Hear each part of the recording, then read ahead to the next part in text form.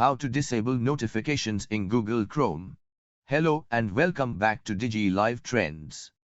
In this video I'm going to show you how to disable notifications in Google Chrome.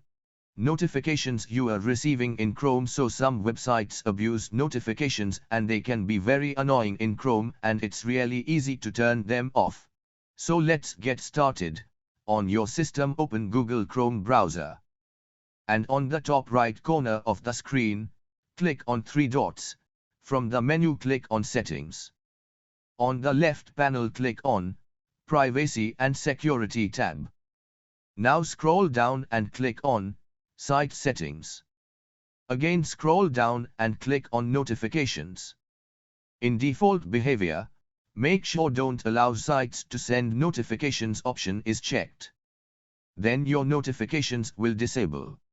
If you want to disable notifications for any specific website, then in Not Allowed to Send Notifications, simply click on Add. Now enter your website, then click on Add. This is the easiest method to disable notifications in Google Chrome. So guys, if you enjoyed this video, please hit like and subscribe to our channel. Thank you for watching. See you soon in the next one. Take care. Bye.